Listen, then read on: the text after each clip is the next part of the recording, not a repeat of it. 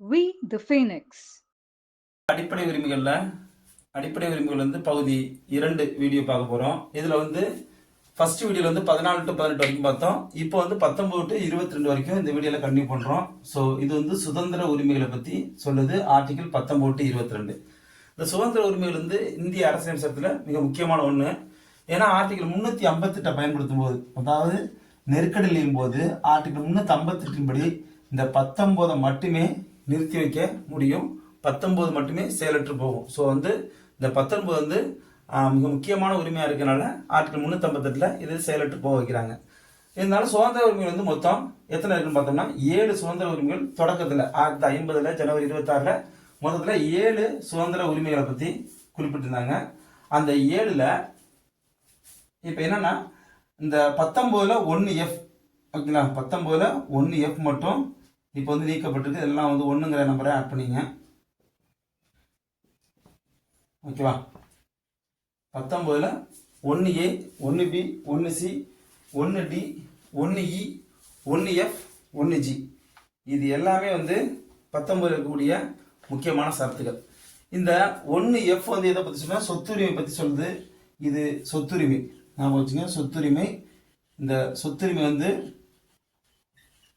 1978 44வது திருத்தத்தின்படி நீக்கம், ஓகேவா, நீக்கியாச்சு. ஸோ இப்போ இருக்கிறது வந்து 6 சுதந்திர உரிமைகள். அதில் 19ல் 1 என்னச்சுன்னா பேச்சு மற்றும் கருத்து சுதந்திரம், பேச்சு மற்றும் கருத்து சுதந்திரம், பேச்சு மற்றும் கருத்து சுதந்திரம். அதாவது பேசுவதற்கும் தன்னுடைய கருத்துக்களை வெளியிடுவதற்கும் சுதந்திரம் வழங்கக்கூடிய வந்து 19ல் 1A. அடுத்தது 19ல் 1B ஆயுதமின்றி கூடுதல், ஆயுதமின்றி கூடுதல்.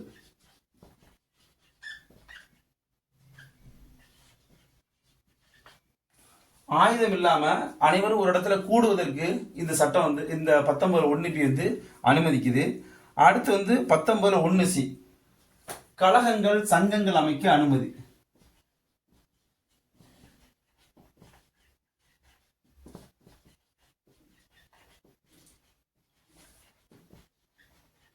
அப்ப 19ல் 1C வந்து கழகங்கள் சங்கங்கள் வைக்க அனுமதி வழங்குறாங்க. அடுத்து 19ல் 1D வந்து இந்தியா முழுவதும் சென்று வர சுதந்திரம், இந்தியா முழுவதும் செல்ல சுதந்திரம்.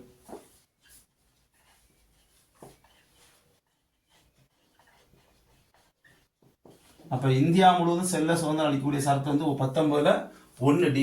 அடுத்த 19ல் 1E எப்பகுதியும் தங்கலாம், இந்தியாவுடைய எப்பகுதியிலும் தங்க சுதந்திரம், எப்பகுதியிலும்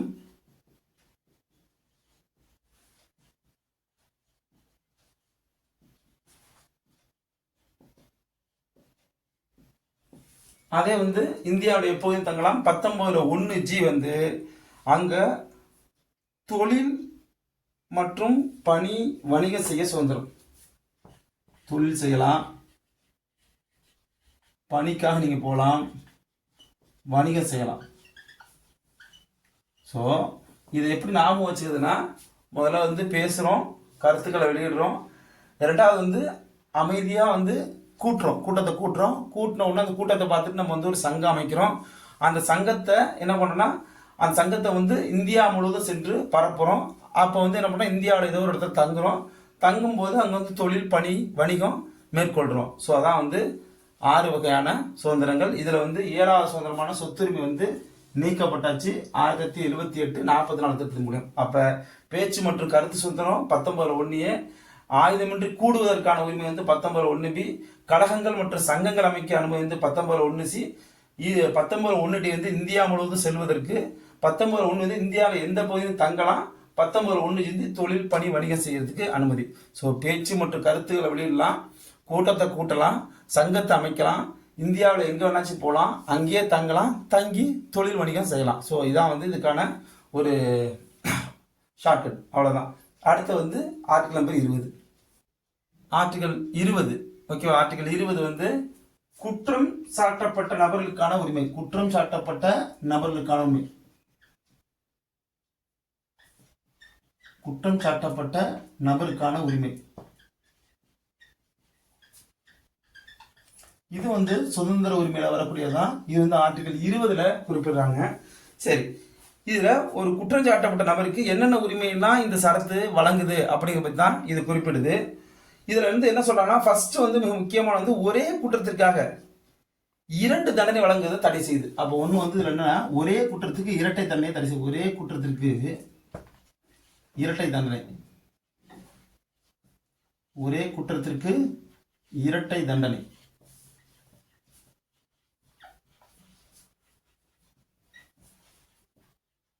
அப்போ ஒரே குற்றத்துக்காக 2 முறை ஒருத்தர் வந்து தண்டனை செய்த இது வந்து தடுத்து நிறுத்துது. அதே போல குற்றம் சாட்டப்பட்ட நபர் வந்து அவருக்கு எதிராகவே வந்து சாட்சி சொல்லி தன்னைத்தானே வந்து சாட்சி சொல்ல சொல்லி வற்புறுத்தக்கூடாது. அப்ப யாரையும் வந்து சுய விருப்பம் இல்லாமல் சாட்சியா கட்டாயப்படுத்தக்கூடாதுன்னு சொல்றாங்க. அப்ப சுய விருப்பமின்றி சாட்சியாக்க கூடாது, சுய விருப்பமின்றி சாட்சியாக்குதல் கூடாது.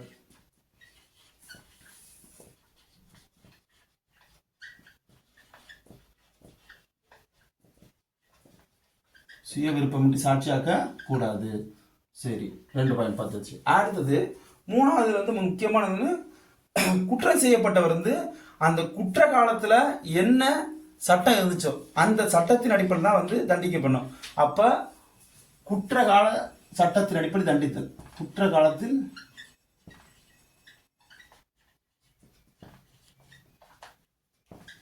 இருந்த சட்டப்படி தண்டிக்கிறது.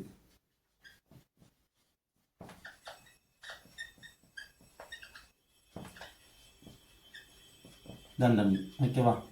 இது 3ம் இதுதான் வருது. அப்ப குற்ற காலத்துல ஒரு குற்றம் நடைபெறுதுன்னா அந்த குற்றம் நடைபெற்ற காலத்துல என்ன சட்டம் இருந்துச்சோ அந்த சட்டத்துல என்ன சொல்லப்பட்டிருக்கோ அதன் அடிப்படையில் தண்டனை வழங்க முடியும். ஃபார் எக்ஸாம்பிள் வந்து நிர்பயா வழக்குல அந்த காலகட்டத்தில் ஆர்டிகல் 18 வயதுக்கு உட்பட்டவங்க வந்து இளைஞர்களாக கருதப்படுறாங்க. அதுல வந்து ஒரு பையன் வந்து 18 வயது குறைவா இருக்கான். ஸோ வந்து அதுல வந்து 18 வயதுக்கு உட்பட்டவங்க வந்து குழந்தையாக கருதப்படுவாங்க. அந்த வகையில் வந்து பார்க்கும்போது இந்த 18 வயதுக்கு குறைவாக அந்த பையன் இருந்ததுனால அவனை வந்து ஜுவாலின் ஜஸ்டிஸ் ஆக்டில் அவனை வந்து கைது செய்து வைக்கிறாங்க. அதே வந்து மற்ற எல்லாருக்கும் தண்டனை வந்து வழங்கப்படுது. ஸோ இதான் வந்து அந்த குற்ற காலத்தில். அப்போ அதுக்கப்புறம் என்ன பண்ணாங்க, 16 குறைக்கிறாங்க. ஸோ குற்ற காலத்தில் என்ன தண்டனை இருந்துச்சு, என்ன சட்டம் இருந்துச்சோ அந்த சட்டத்தில் என்ன கொண்டு போட்டிருக்கோ அதன் அடிப்படையில் தான் ஒருவருக்கு தண்டனை வழங்கணும் அப்படின்னு சொல்கிறாங்க. அதே போல் நடைமுறையில் இருக்கக்கூடிய சட்டத்துல என்ன தண்டனை கொடுக்கப்பட்டிருக்கோ, நடைமுறையில் இருக்கக்கூடிய சட்டத்துல என்ன தண்டனை கொடுக்கப்பட்டிருக்கோ அதை விட அதிகபட்சமான தண்டனை வந்து குற்றம் சாட்டப்பட்ட நபருக்கு வந்து வழங்கக்கூடாது. அதிகபட்ச தண்டனைக்கு மேல் வழங்கக்கூடாது.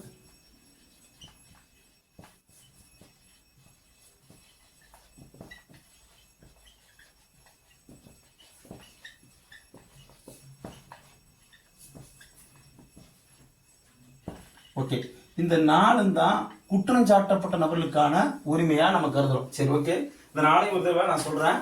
ஒரே குற்றத்திற்கு ஒருத்தரை வந்து 2 தடவை தண்டிக்க கூடாது. ஒரே குற்றத்துக்காக ஒருத்தர் வந்து இரட்டை தண்டனை கூடாது. அதாவது ஒரே குற்றத்துக்கு இரட்டை தண்டனை, இரட்டை ஆயுள் தண்டனை வராது. ஓகேவா? ஒரே குற்றம் தான், ஆனா வந்து அவர் 2 முறை தண்டிக்க கூடாது. ஸோ இது வந்து ஃபர்ஸ்ட். அடுத்து வந்து சுய விருப்பம் இல்லாம குற்றம் சாட்டப்பட்டவரையே, குற்றம் செய்தவரே வந்து உன்னுடைய வழக்கு வந்து நீ வந்து சாட்சியா சொல்லணும், நீ வந்து அப்ரூவல் மாதிரி சாட்சி சொல்ல வைக்கணும்னு சொல்லி கட்டாயப்படுத்தக்கூடாது. ஸோ அதான் சொல்றாங்க, சுய விருப்பமின்றி சாட்சியாக்க கூடாதுன்னு சொல்லியிருக்காங்க. அடுத்து 3வது, குற்ற காலத்துல என்ன சட்டம் இருந்துச்சோ அந்த சட்டத்துல கொடுக்கப்பட்ட தண்டனை தான் கொடுக்கணும் அப்படின்னு சொல்றாங்க. அதே போல அந்த குற்ற காலத்துல இருக்கக்கூடிய சட்டத்தின் அடிப்படையில் அந்த சட்டத்துல என்ன தண்டனை கொடுத்தாங்களோ அந்த தண்டனையை விட அதிகபட்ச தண்டனையை வழங்கக்கூடாது. ஸோ இந்த 4 வந்து குற்றஞ்சாட்டப்பட்ட நபருக்கு வந்து நம்ம அரசியலமைப்பு சட்டம் வழங்கக்கூடிய பாதுகாப்பு. அடுத்தது ஆர்டிகல் 21. அடுத்து ஆர்டிகல் 21, அது வந்து தனிநபர் சுதந்திரத்தை பத்தி குறிப்பிடக்கூடிய ஒரு சரத்து. இதுல தனி மனித சுதந்திரம் பாதிக்கப்படாதவாறு ஒவ்வொருத்தரும் தன்னுடைய தனி மனித சுதந்திரத்தை அனுபவிக்கணுங்கிறாங்க. அதாவது ஒருவருடைய தனிநபர் சுதந்திரம் மற்றவருடைய தனிநபர் சுதந்திரத்தை பாதிக்கப்படக்கூடாது. ஸோ அதனால வந்து இது வந்து தனிநபர் சுதந்திரம் ஞாபகம் வச்சுங்க. 21 தனிநபர் சுதந்திரம். இதுல தனிநபர் சுதந்திரங்கிறது உங்களுடைய தனிநபர் சுதந்திரம் மற்றவருடைய தனிநபர் சுதந்திரத்தை பாதிக்கப்படாதவாறு பயன்படுத்தப்பட வேண்டும். அதே போல இந்த தனிநபர் சுதந்திரத்தை எப்படியெல்லாம் கட்டுப்படுத்தலாம் அப்படின்னா, இந்த தனிநபர் சுதந்திரத்தை எப்படி கட்டுப்படுத்தலாம்னா சட்டத்தால் ஏற்படுத்தப்பட்ட வழிமுறையை பயன்படுத்தி தான் கட்டுப்படுத்தலாம். சட்டத்தின் மூலமே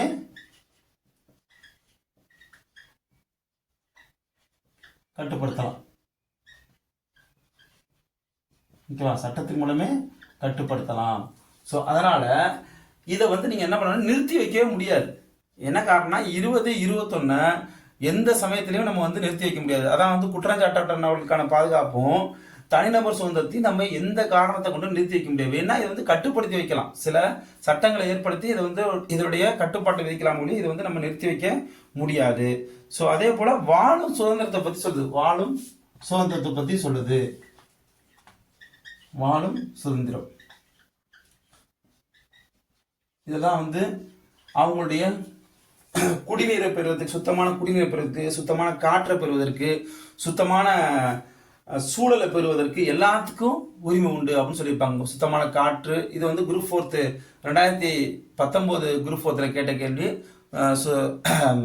சுத்தமான குடிநீரை பெறுவதற்கான உரிமை எதில் இருக்குன்னு கேட்டுருக்காங்க. 21 இருக்கும். இதுல வந்து நிறைய உரிமைகளை சொல்லியிருப்பாங்க. சுத்தமான காற்று, சுத்தமான சூழ்நிலை, சுத்தமான குடிநீர், இப்படின்னு வரிசையா பட்டியலிட்டு இருப்பாங்க. அதனால இந்த மாரி சுத்தமான அப்படிங்கிற பத்தி கேள்விகள் வந்துச்சுன்னா அது எல்லாமே 21 தான் நீங்க பிக் பண்ணணும். 19 தொடக்கூடாது. 19 வந்து சொல்லக்கூடியது சுதந்திர உரிமைகள் ஒரு 6 பத்தி மட்டும் தான் சொல்றாங்க. அதனால வந்து குடிநீர், சுற்றுச்சூழல், காற்று இதை பத்தி கேள்விகள் வரும்போது நீங்க ஆர்டிகல் 21 தான் நீங்க அதை வந்து டிக் பண்ணணும். ஸோ அதனால வந்து 2019 குரூப் 4 கேட்ட கேள்வி தான் சுத்தமான குடிநீர் பெறுவதற்கான உரிமை எதுன்னு கேட்டிருக்காங்க.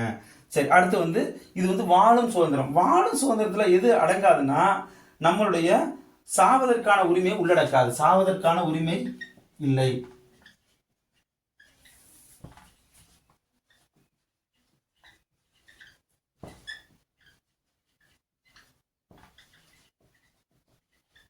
அதாவது எப்படி வாழ்வதற்கு சுதந்திரம் இருக்கோ அதே மாதிரி என்ன சாவடிக்கிறதுக்கு உரிமை இருக்குன்னு நீங்க எடுத்துக்க முடியாது. எல்லாமே அரசுடைய பொறுப்புல இருக்கக்கூடியது. ஸோ அதனால வந்து வாழும் உரிமையில சாவதற்கான உரிமை உள்ளடக்காது அப்படின்னு சொல்றாங்க. பிறரிடம் இருந்து தனித்து விலகி இருப்பது கூட தனிமனித சுதந்திரம் தான். அப்போ வந்து நம்ம வந்து இண்டிவிஜுவலா இருக்கணும், யாரையும் வந்து டிபெண்ட் பண்ணல, நான் வந்து தனியாகவே இருக்க விரும்புகிறேன் அப்படின்னு சொன்னாலும் அதுவும் வந்து ஒரு தனி மனித சுதந்திரம் தான். அதையும் நம்ம வந்து தொந்தரவு பண்ணக்கூடாது. ஸோ இதுதான் வந்து தனிநபர் சுதந்திரம். சட்டத்தின் மூலம் தான் இதை கட்டுப்படுத்தலாம். வாழும் சுதந்திரத்தை உள்ளடக்கியது. இந்த வாழும் சுதந்திரம் நல்ல காற்று, நல்ல சூழ்நிலை, நல்ல உணவு, நல்ல குடிநீர், இது எல்லாமே வந்து வேலை வாய்ப்பு, இது எல்லாமே இதில் குறிப்பிட்டிருக்காங்க. அதே போல சாவதற்கான உரிமையும் இல்லைன்னு சொல்றாங்க இதுல. ஸோ இந்த 19 எப்படி வந்து நிறுத்தி வைக்கலாமோ 20ஐயும் 21ஐயும் நிறுத்தி வைக்கவே முடியாது. ஸோ 21 முடிஞ்சிட்டு இதுல வந்து 21 ஆர்டிகல் 21 வந்து ஏன்னு ஒரு சரத்து இருக்கு, ரொம்ப முக்கியமான சரத்து. 6லேருந்து 14 வயதுக்குட்பட்ட 6லேருந்து 14 வயதுக்குட்பட்ட அனைத்து குழந்தைகளுக்கும் கட்டாய இலவச கல்வி, ஆர்டின்னு சொல்லக்கூடிய right to children compulsory education, right ஆர்டின்னு சொல்லக்கூடிய அனைவருக்கும் கல்வி உரிமை சட்டத்தின் அடிப்படையில் இது வந்து கொண்டு வந்து நடைமுறைப்படுத்திருக்காங்க. அப்ப 2002 86வது அமெண்ட்மெண்ட் படி இது வந்து சேர்க்கப்பட்டுச்சு. இந்த சேர்க்கப்பட்ட சரத்தை வந்து நடைமுறைப்படுத்துறதுக்காக 2009 ஆர்டி ஆக்ட் கொண்டு வரப்பட்டு 1/4/2010 நடைமுறைப்படுத்தப்படுது. ஸோ இன்னைக்கு வந்து 6லேருந்து 14 வகுப்பு அனைத்து குழந்தைகளுக்கும் கல்வி அளிப்பது பெற்றோருடைய கடமை, அரசாங்கத்தோட கடமை. அது கல்வியை பெற வேண்டியது ஒவ்வொரு 6 வயதுலேருந்து 14 வயதுக்குள்ள குழந்தைகளுக்கும் உரிமையா செயல்படுத்தப்படுது இங்க. ஸோ 21A நம்ம இதோட சேர்த்தான் பார்க்கணும். 21A என்ன சொன்னா 6லேருந்து 14 வயதுக்கு உட்பட்ட அனைத்து குழந்தைகளுக்கும் கட்டாய இலவச தொடக்க கல்வியை வழங்க சொல்லுது. ஸோ இதுல தான் முக்கியம், கட்டாய தொடக்க கல்வியை குறிப்பிடுறாங்க. இது வந்து உயர்கல்வியோ மேல்நிலை கல்வியோ குறிப்பிடல, கட்டாய இலவச தொடக்க கல்வியை குறிப்பிடுறாங்க. அடுத்தது போவோம். இப்ப அடுத்து வந்து ஆர்டிகல் நம்பர் 22. இது வந்து கைது செய்தல் மற்றும் சிறை வைத்தலுக்கு எதிரான உரிமை, அதாவது தடுப்பு காவல்ல வைத்தலுக்கு எதிரான உரிமை. அதாவது என்ன சொல்றாங்கன்னா இதுல முதல்ல வந்து என்ன முக்கியமான பாயிண்ட்னா கைது செய்வதற்கான காரணத்தை கேட்கக்கூடிய உரிமை இருக்கு. அப்ப கைது செய்வதற்கான காரணத்தை குறிப்பிட வேண்டும். கைது செய்வதற்கான காரணத்தை குறிப்பிடுறது முதல் உரிமை.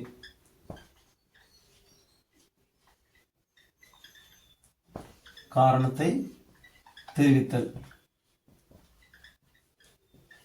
இது ஒண்ணு. அப்ப நம்ம கைது செய்யப்படும் போது அவங்க வந்து ஏன் கைது செய்யப்படுறோம் அப்படிங்கிற காரணத்தை தெரிவிக்க வேண்டியது அதை பற்றி சொல்றது ஆர்டிகல் 22.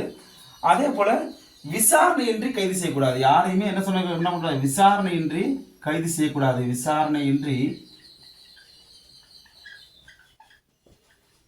கைது செய்யக்கூடாது. விசாரணையின்றி கைது செய்யக்கூடாது. அது வந்து 2வது சரத்து. அதுல 2வது பாயிண்ட். அடுத்து 3வது, கைது செய்யும் போது அவருக்கு வந்து பாதுகாப்பு அளிக்க வேண்டும். கைது செய்யும் போது அவருக்கு பாதுகாப்பு அளித்தல். கைதின் போது, கைது செய்யும் போது பாதுகாப்பு வழங்குறது சொல்றாங்க. அதே போல அவருடைய வழக்கறிஞரையும் தொடர்பு கொள்வதற்கு உரிமை உண்டு. அவருடைய வழக்கறிஞரை கொண்டு பாதுகாப்பு அளிக்கலாம். வழக்கறிஞரை தொடர்பு கொள்ள.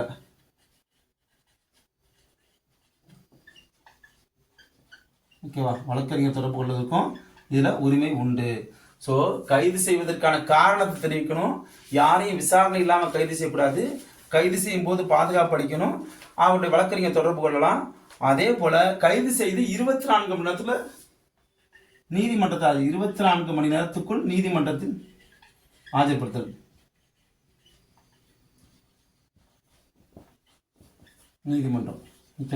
நீதிமன்றத்தில் ஆஜர்படுத்தணும். ஓகேவா, ஒருத்தர் கைது செய்யப்பட்டார்னா அவரு கைது செய்யப்பட்டு 24 மணி நேரத்துக்குள்ள நீதிபதி முன்னாக என்ன பண்ணணும்னா அவர் வந்து ஆஜர்படுத்தணும். ஆஜர்படுத்தி அவரை வந்து காவல்ல வைக்க வேண்டும். அது இல்லாம 24 மணி நேரத்துக்கு மேல வந்து அவர் காவல்ல வைக்க கூடாது. இதுல வந்து கைது செய்யப்பட்ட இடத்துல இருந்து நீதிபதி இருக்கக்கூடிய இடத்துக்கு சேர்க்கக்கூடிய பயண நேரத்தை நம்ம தவிர்த்திடலாம். சரிங்களா, இப்போ ஒரு கைது செய்யப்படுறாரு, கைது செய்யப்பட்டு அவர் கைது செய்யப்பட்ட இடத்திற்கும் அவரை ஆஜர்படுத்துற நீதிமன்றத்துக்கும் இடையே நம்ம டிராவல் பண்ற அந்த நேர இடைவெளி வந்து கழிச்சிட்டு 24 மணி நேரத்தை நம்ம கால்குலேட் பண்ணிக்கணும். ஸோ 24 மணி நேரத்துக்குள்ள என்ன பண்ணணும், கைது செய்யப்பட்ட ஒருவர் நீதிமன்றத்தில் வச்சுக்க கூடாது. அவரை வந்து காவல் நிலையத்தை வச்சுக்கூடாது. அவர் வந்து நீதிமன்றத்தில் ஆஜர்படுத்தணும். அதே போல தடுப்பு காவல் சட்டத்தின்படி சிறைப்படுத்தப்பட்ட நபர்களுக்கு சரத்து 14, 19, 21 ஆகியவற்றில் கூறப்பட்ட உரிமைகளை மீறக்கூடாது. ஸோ 6வது பாயிண்ட்னா தடுப்பு காவல். அதுல வந்து 14, 19, 21 இதை வந்து மீறக்கூடாது. அதாவது சட்டத்துக்கு முன் சமம். 19 தன்னபர் சுதந்திரம், 21 தன்னபர் சுதந்திரம், 19 சுதந்திர உரிமை. இதை வந்து மீறக்கூடாதுன்னு சொல்லியிருக்காங்க. அது வந்து அந்த உரிமைகள் அவங்களுக்கு வழங்கப்பட வேண்டும். ஸோ இது எல்லாமே வந்து கைது செய்தல் மற்றும் சிறை வைத்தலுக்கு எதிரான மிக முக்கியமான உரிமை. ஓகேவா, இப்ப கைது செய்தல் மற்றும் சிறை வைத்தலுக்கு எதிரான உரிமையில என்னெல்லாம் சொல்லப்படுறாங்கன்னா, கைது செய்தவங்களை காரணத்தை தெரிவிக்கணும். அதே போல அவங்களை விசாரணை இல்லாம கைது செய்யக்கூடாது. கைது செய்யும் போது அவங்களுக்கு பாதுகாப்பு வழங்கணும். வழக்கறிஞர்களை தொடர்பு கொண்டுக்கலாம். 24 மணி நேரத்துக்குள்ள அவங்க கைது செய்யப்பட்டு நீதிமன்றத்துக்குள்ள ஆஜர்படுத்தணும். தடுப்பு காவலில் கைது செய்யப்பட்டிருந்தா அவங்க வந்து 14, 19, 21 சரத்துக்களை மீறக்கூடாத வகையில பார்த்துக்கணும். ஓகேவா, அடுத்தது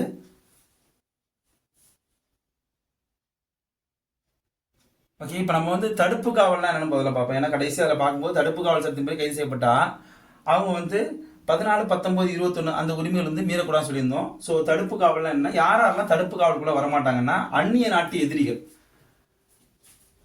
யாராக பொருந்தாதுன்னா அந்நிய நாட்டு எதிரிகளுக்கு, சிவில் வழக்கில் கைது செய்யப்பட்டவங்களுக்கு, நீதிமன்ற கட்டளையின்படி கைது செய்யப்பட்டவங்களுக்கு, வரி செலுத்த தவறியோருக்கு, அதே போல வெளிநாட்டவரை நாடு கடத்தும் போது இவங்கெல்லாம் வந்து தடுப்பு காவல் நடவடிக்கைகளை பொருந்தாதவர்கள். இவங்கெல்லாம் தடுப்பு காவல் நடவடிக்கை பொருந்தாது. ஸோ ஒருத்தர் வந்து தடுப்பு காவல் நடவடிக்கை எதுக்காக கைது செய்யறோம்னா, அவர் வந்து அவர் மேல வந்து குற்றம் இல்லைனாலும் குற்றம் நடைபெறலாம், குற்றத்துக்கு ஒரு காரணமா இருக்கலாம் அப்படிங்கிற வந்து முன்னெச்சரிக்கை நடவடிக்கையாக தான் ஒருத்தர் வந்து கைது செய்து நம்ம சிறையில் வைக்கிறோம். இதுதான் வந்து தடுப்பு காவல் சட்டம். அதாவது அங்கே வந்து குற்றம் நடைபெறாம அதை தடுக்கிறதுக்காக நம்ம வந்து என்ன பண்றோம்னா, இந்த ஒரு நபரை வந்து தடுப்பு காவலில் கைது செய்ய வைக்கிறோம். ஸோ மேலே சொன்ன இவங்க எல்லாரும் வந்து தடுப்பு காவலில் கைது செய்ய முடியாது. ஓகே, தடுப்பு காவலில் ஒருத்தர் வந்து கைது செய்யறோம்னா அவரை வந்து என்ன பண்ண முடியும்னா நீதிமன்ற அனுமதி தேவை. குறிப்பிட்ட காலம் வந்து அவர் வந்து காவலில் வைக்க நீதிமன்ற அனுமதி தேவை. அப்போ ஃபர்ஸ்ட் பாயிண்ட் நீதிமன்ற அனுமதி தேவை. ஒருத்தர் வந்து தடுப்பு காவலில் நீண்ட நாள் வைக்கணும்னா நீதிமன்ற அனுமதி தேவை. ஓகேவா, நீதிமன்ற அனுமதி தேவை. குறிப்பிட்ட காலத்துக்கு மேல ஒருத்தர் வந்து தடுப்பு காவலில் வைக்கும்போது நீதிமன்றத்துடைய அனுமதி அவர் கண்டிப்பா தேவைப்படும். ஒருத்தர் வந்து கைது செய்து தடுப்பு காவலில் 3 மாதங்கள் வரைக்கும் வைக்கலாம். எத்தனை மாதம் வைக்கலாம்? 3 மாதங்கள் வைக்கலாம். அப்போ தடுப்பு காவலில் ஒருத்தர் கைது செய்யப்பட்டா 3 மாதங்கள் சிறை. அதுக்கு மேலே நீட்டிக்க நீதிமன்றத்தில் அனுமதி வேணும். அதுக்கு மேலே நீட்டிக்க முடியாது, நீதிமன்றத்தில் அனுமதி தேவை. அதே போல் இந்த 3 மாதங்கிறது என்ன பண்ணாங்கன்னா 1978 44வது திருத்தத்தின்படி 3 வந்து 2ஆ குறைச்சாங்க. ஆனால் இன்னைய வரைக்கும் அது நடைமுறைப்படுத்தப்படல. அப்போ 78 44வது திருத்தப்படி 3 மாத சிறைங்கிறது 2 மாதமாக குறைக்கப்பட்டு இன்ன வரைக்கும் நடைமுறைப்படுத்தப்படாமல் இருக்கு. அதே போல தடுப்பு காவலில் கைது செய்யப்படும் முறைகளை பற்றி சட்டம் இயற்றத்துக்கு பாராளுமன்றத்துக்கும் சட்டமன்றத்துக்கும் அதிகாரம் பிரித்து வழங்கப்பட்டு அதிகார பிரிப்பு. ஓகேவா? இதுல வந்து அதிகாரம் பிரித்து வழங்கப்பட்டிருக்கு. ஒருத்தரை தடுப்பு காவல் சட்டத்தின்படி கைது செய்வதற்கான சட்டங்களை இயற்றுவதற்கு என்ன பண்ணி அரசியல் சட்டத்தில் நாடாளுமன்றத்துக்கும் சட்டமன்றத்துக்கும் அதிகாரத்தை பிரித்து வழங்கப்பட்டிருக்கு அப்படின்னு சொல்றோம். அதே போல இவ்வாறு கைது செய்யப்பட்டவங்க கைது உத்தரவுக்கு எதிராக வாதிடுறதுக்கு வாய்ப்பு உண்டு. ஓகேவா? இவங்க வந்து எதிர்த்து வாதாடுறதுக்கும் வாய்ப்பு உண்டு. ஸோ இதெல்லாம் வந்து முக்கியமான கருதுகோள். வாதிட வாய்ப்பு. சரி, இப்போ தடுப்பு காவலை பற்றி வைப்போம். தடுப்பு காவலில் ஒருத்தர் கைது செய்ய வச்சோம்னா அவர் வந்து நீதிமன்றத்தில் அனுமதி தேவைப்படுது. 3 மாத காலம் வரைக்கும் அவர் சிறையில் வைக்கலாம். அதுக்கு மேலே நீட்டிக்க முடியாது. அதுக்கு மேலே வைக்கணும்னா நீதிமன்றத்தில் அனுமதி தேவை. 78 44 திருத்தம் மூலம் 3 மாதத்திலிருந்து 2 மாதமாக குறைக்கப்பட்டது. அதிகார பிரிப்பு செய்யப்பட்டிருக்கு. நீதிமன்றம், அதாவது என்னன்னா நாடாளுமன்றத்துக்கும் சட்டமன்றத்துக்கும் இதோடைய அதிகாரம் பிரித்து வழங்கப்பட்டிருக்கு. வாதிடுறதுக்கு வாய்ப்பு உண்டு. இவங்க வந்து கைது செய்து வைக்கப்படும் போது நீதிமன்றத்தில் இவங்க வாதாடுறதுக்கும் இவங்களுக்கு உரிமை உண்டு. அடுத்து வந்து சில தடுப்பு காவல் சட்டங்களை பற்றி பார்ப்போம்.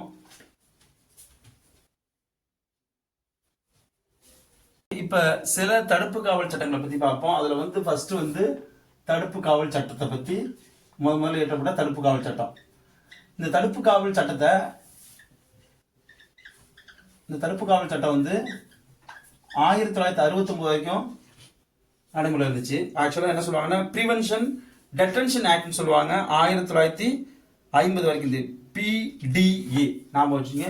PDA prevention detention act okay. Prevention of detention act 1950 கொண்டு வரப்பட்டது. 1950 கொண்டு வரப்பட்டது. இது வந்து 50 கொண்டு வரப்பட்டது. இது வந்து 1969 நீக்கப்படுது. 1969 நீக்கப்பட்டுச்சு. ஓகேவா? அடுத்தது தடுப்பு காவல் சட்டத்துக்கு அடுத்து வந்து என்ன வந்துச்சுன்னா Misa, MISA MISA act.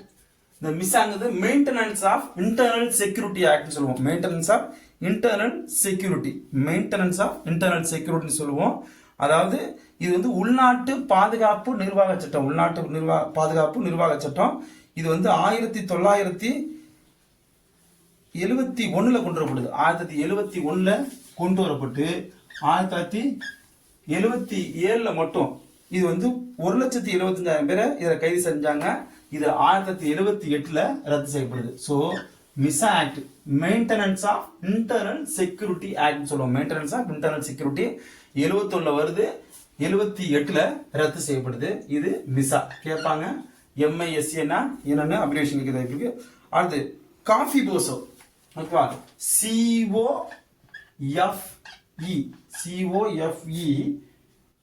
COFE COFEPOSA act. Okay, காஃபி போசான்னு சொல்லக்கூடிய இந்த சட்டம். இது COFEPOSA conservation of foreign exchange. Okay, C for conservation, O for of, F வந்து ஃபாரின், E வந்து exchange and prevention of smuggling activities act. Conservation of foreign exchange and prevention of smuggling activities act. இது வந்து coffee போசே அப்படின்னு சொல்லப்படுது. இந்த சட்டம் 1974 கொண்டு வரப்பட்டது. 1974 காஃபி போசே கொண்டு வரப்பட்டது. அப்ரிவேஷன் மட்டும் எழுதிங்க. Conservation of foreign exchange, prevention of smuggling activities. அதுதான் வந்து காஃபி போசேன்னு சொல்லக்கூடிய சட்டம் 1974 கொண்டு வரப்படுது. இது வந்து அந்நிய செலாவணிய மற்றும் கடத்தலை தடுக்கக்கூடிய பாதுகாப்பு சட்டம். அந்நிய செலாவணியும் கடத்தலையும் பாதுகாக்கக்கூடிய தடுப்பு சட்டம் இது. அடுத்து வந்து NASA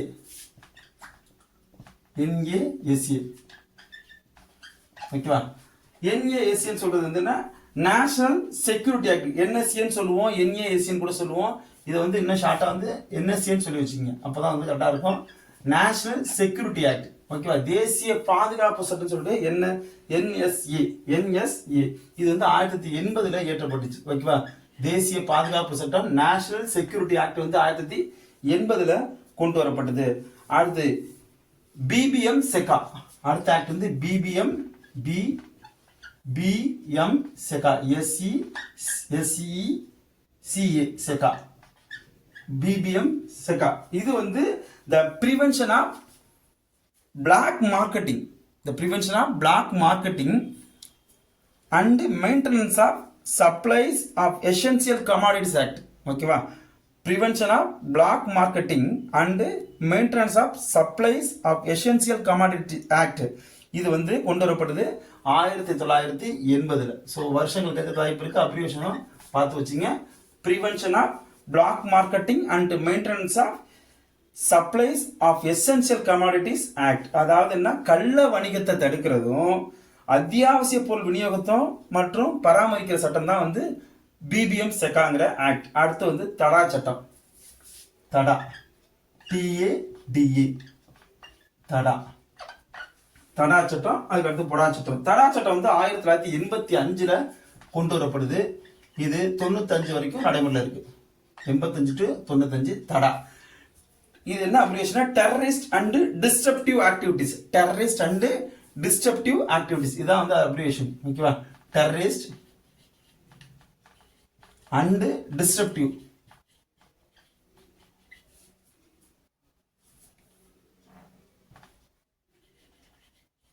டிஸ்ட்ரப்டிவ் ஆக்டிவிட்டிஸ் ஓகேவா. அதான் வந்து TADA தடா 1985 கொண்டு விட்டு 95 ரத்து செய்யப்படுது. அதுக்கப்புறம் 7 வந்து பொடா, 7ஆம் சட்டம் வந்து POTA PODA பொடாங்கிறதுனா prevention of terrorism activity prevention of terrorism activities prevention of terrorism activity தான் வந்து பொடா சட்டம் சொல்றோம். இந்த பொடா சட்டம் இயற்றப்பட்டது 2002 2004 ரத்து செய்யுது. 2002 to 2004 பொடா சட்டம் ஓகேவா. அடுத்தது கடைசியா வந்து 8ஆவதா குறிப்பிடக்கூடிய சட்டம் வந்து PIDNTP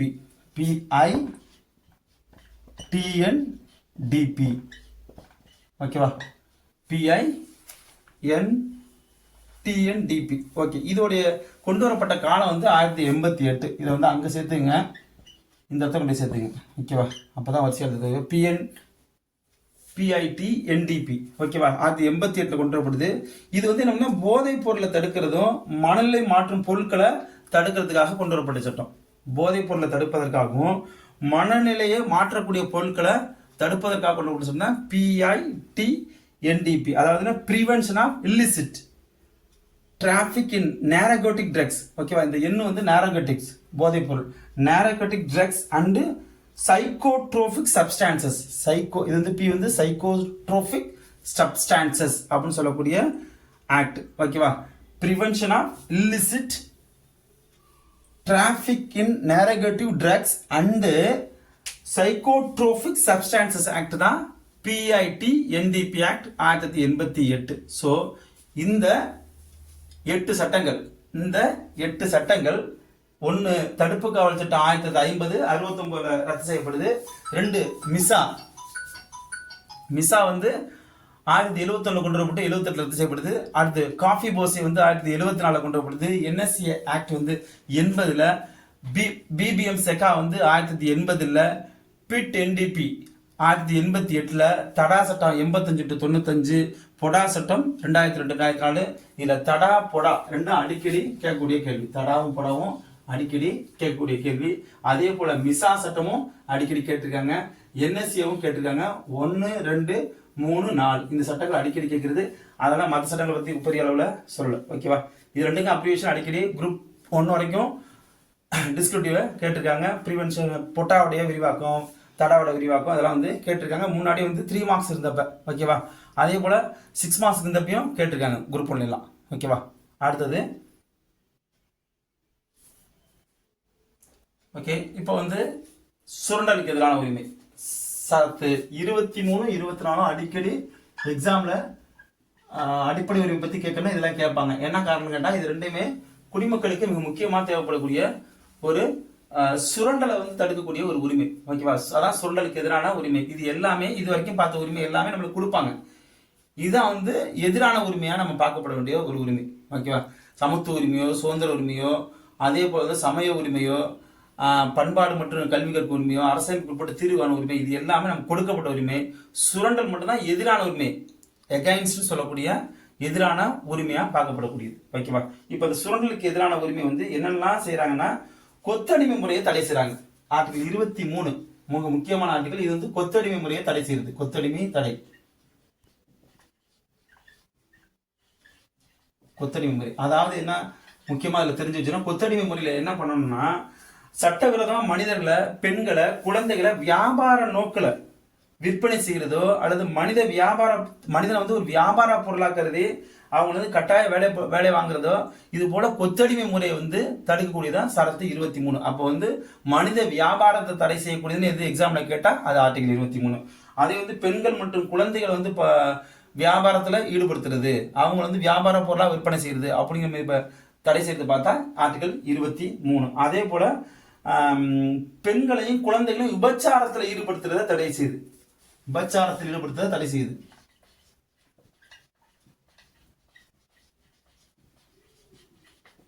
ஈடுபடுத்த தடை,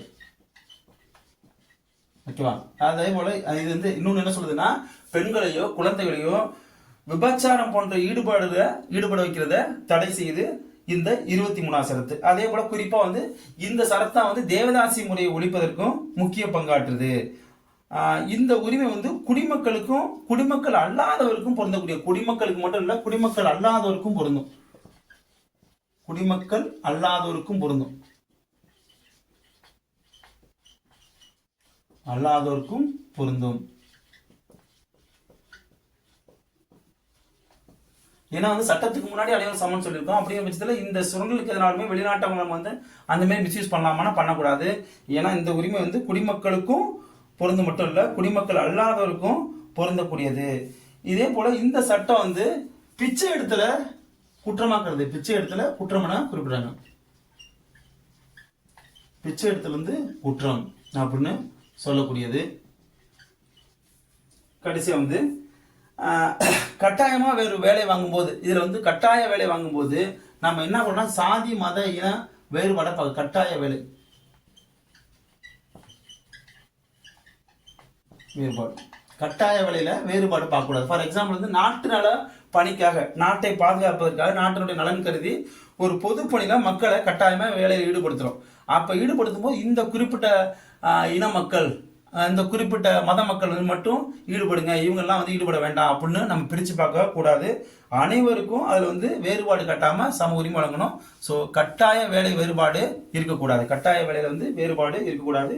குறிப்பு வந்து நாட்டு நலன் கருதி தேசத்தை பாதுகாக்க வேண்டிய பொறுப்புல வந்து இந்த பிரிவு மக்கள் மட்டும் எல்லைக்கு போனா போதும், மற்றவங்க போக வேணாம் அப்படின்னு சொல்லி பிரிச்சு பார்க்க வேண்டியது. அவங்க எல்லாரையுமே பிரித்து பார்க்காம வேறுபாடு இல்லாம நம்ம கொடுக்கறது தான். ஸோ சரத்து 23 பெண்கள், குழந்தைகள், மனித வியாபாரத்தை தடை செய்யக்கூடியது, கொத்தடிமை முறையை ஒழிக்கக்கூடியது, உபச்சாரத்தை தடை செய்யக்கூடியது, குடிமக்கள் அல்லாதவருக்கும் பொருந்தக்கூடிய உரிமை, பிச்சை எடுத்தல குற்றம் அறிவித்த உரிமை, கட்டாய வேலையில ஈடுபடும் போது அவங்கள வந்து சாதி மத இன அடிப்படையில் வேறுபாடு காட்டக்கூடாது. இது எல்லாத்தையும் சொல்லக்கூடியது சரத்து 23. அடுத்து சரத்து 24. அடிப்படை உரிமைகள்ல சரத்து 24 பத்தி பார்க்க போறோம். இது வந்து குழந்தை தொழிலாளர் முறையை தடை செய்யக்கூடிய சட்டம். இது வந்து தேர்வுல எப்பவுமே கேட்கறது 24 ஞாபகம் வச்சுக்கோங்க. 24 வந்து குழந்தை தொழிலாளர் முறையை வந்து தடை செய்யக்கூடியது. என்ன சொல்றாங்க, 14 வயதுக்கு உட்பட்ட, அதுல ஃபர்ஸ்ட் பாயிண்ட் ஞாபகம் வச்சுக்கோங்க, 14 வயதுக்கு உட்பட்டவங்க, வயதுக்கு உட்பட்ட குழந்தைகளை வந்து கட்டாயமா வந்து வேலையில ஈடுபடுத்தக்கூடாது. தொழிற்சாலையிலோ சுரங்கங்களிலோ போன்ற ஆபத்தான வேலைகள்ல அவங்களை ஈடுபடுத்தக்கூடாது. அவ்வாறு ஈடுபடுத்தா வந்து தண்டனைக்குரிய குற்றம். ஓகேவா? 14 வயதுக்கு குழந்தைகளை வேலையில் ஈடுபடுத்துவது தண்டனைக்குரிய குற்றம். ஸோ 14 வயதுக்கு குழந்தைகள் வந்து எங்க போகணும்னா பள்ளிக்கு தான் போகணும். 6 to 14 வயதுக்கு குழந்தைகள் இலவச கட்டாய கல்வி பெறணும்னு சொல்லியிருக்காங்க. அதனால 14 வயதுக்கு குழந்தைகள் வந்து வேலையில் ஈடுபடுத்துவது சட்டப்படி குற்றம். இதை வந்து 1986ல குழந்தை தொழிலாளர் தடை சட்டம் கொண்டு வரப்படுது. ஸோ 1986ல வந்து குழந்தை தொழிலாளர் தடை சட்டம் கொண்டு வரப்படுது. அதன்படி வந்து 14 வயதுக்கு குழந்தைகளை வந்து சட்டப்படியா வந்து நம்ம வந்து வேலையில் நியமிக்கிறது, அது தொடர்பான வந்து சில ப்ரொசீடிங்ஸ் எல்லாம் அதில் சொல்றாங்க. ஓகேவா? இப்ப இந்த சரத்து மட்டும் தான் இதுல குறிப்பிடப்பட்டிருக்கு. 14 வயதுக்கு குழந்தைகளை வேலையில் ஈடுபடுத்து தடை செய்யக்கூடிய சட்டம் எதுங்க, ஆர்டிகல் எதுன்னு கேட்டா 24. சரி, இந்த சரத்து 24ஐயும் 23ஐயும் பயன்படுத்தி என்னென்னலாம் நம்ம சட்டம் இயற்றிருக்கோம் அப்படின்னு பார்த்தோம்னா 1948ல ஒரு சட்டம் கொண்டு வந்தோம். அது வந்து என்னன்னா தொழிற்சாலைகள் சட்டம். ஓகேவா? இண்டஸ்ட்ரியல் ஆக்ட்னு சொல்லி தொழிற்சாலைகள் சட்டம் வந்து 1948 தொழிற்சாலைகள் சட்டம். நான் வச்சுக்கேன். தொழிற்சாலை சட்டம் எந்த வருஷம் கேட்டா 1948. அதே போல 1948ல வந்து குறைந்தபட்ச ஊதிய சட்டம். குறைந்தபட்ச ஊதிய சட்டம் 48ல குறைந்தபட்ச ஊதியம், குறைந்தபட்ச ஊதிய சட்டம், ஊதிய சட்டம் இதெல்லாம் எக்ஸாம்ல கேட்பாங்க. 48ல வந்து தொழிற்சாலைகள் சட்டமும் 48ல இருந்து குறைந்தபட்ச ஊதிய சட்டமும் கொண்டு வரப்பட்டது. அடுத்து 51ல தோட்ட தொழிலாளர்கள் சட்டம். 1951 வந்து தோட்ட தொழிலாளர்கள் சட்டம். 51ல தோட்ட தொழிலாளர் சட்டம், தோட்ட தொழிலாளர்கள் சட்டம், தோட்ட தொழிலாளர்கள் சட்டம். அதே போல 1951ல மோட்டார் போக்குவரத்து தொழிலாளர் சட்டம். ஓகே, மோட்டார்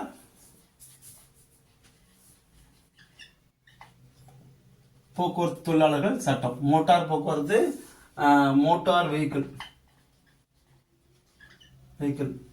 மோட்டார் வெஹிக்கிள் தொழிலாளர்கள் சட்டம். அதாவது மோட்டார் போக்குவரத்து தொழிலாளர் சட்டம் 1951ல. 52ல சுரங்க பணியாளர் சட்டம். சுரங்க பணியாளர் சட்டம் வந்து 52 சுரங்க பணியாளர், சுரங்க பணியாளர்கள் சட்டம் வந்து 52ல கொண்டு வரப்படுது. அதே போல 58ல வந்து வியாபார கப்பல் சட்டம். 58ல வந்து வியாபார கப்பல் சட்டம், வியாபார கப்பல் சட்டம், வியாபார கப்பல் சட்டம். 58ல வியாபார கப்பல் சட்டம். ஒரு நிமிஷம் அப்படியே இருங்க, இந்த மேல எழுதிப்போம். ஓகே, வியாபார கப்பல் சட்டம் வந்து 58ல. அடுத்து 58ல முடிச்சுட்டு அடுத்து 61ல பயிற்சி பெறு அப்ரண்டிஸ் ஆக்ட் சொல்லக்கூடிய பயிற்சி பெறுவோர் சட்டம். அப்ரண்டிஸ் ஆக்ட் சொல்ல பயிற்சி பெறுவோர் சட்டம். இங்கிலீஷ்ல வேணா எழுதிச்சுங்க. அப்ரண்டிஸ் ஆக்ட், பயிற்சி பெறுவோர் சட்டம் 61 பயிற்சி பெறுவோர் சட்டம். அடுத்தது 1966ல பீடி மற்றும் சுருட்டு தொழிலாளர் சட்டம். 66ல பீடி மற்றும் சுருட்டு, பீடி மற்றும் சுருட்டு தொழிலாளர்கள் சட்டம்.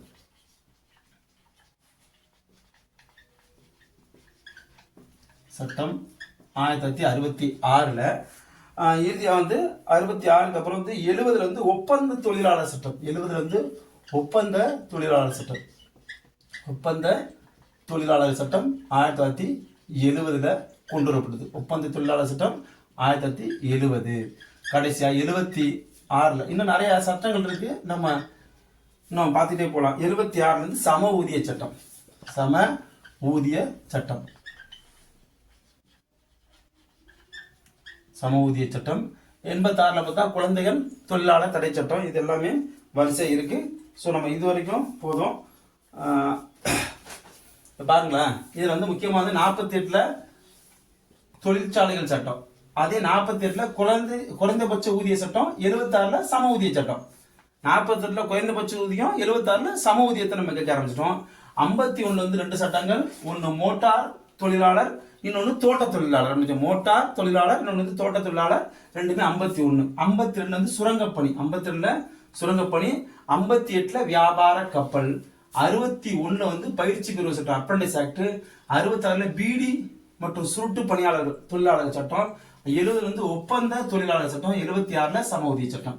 ஸோ இந்த சட்டங்கள் எல்லாமே நம்மளுக்கு ஏற்கனவே படிச்சிருப்போம், இருந்தாலும் வந்து எக்ஸாம்ல அடிக்கடி கேட்கக்கூடியதுதான்.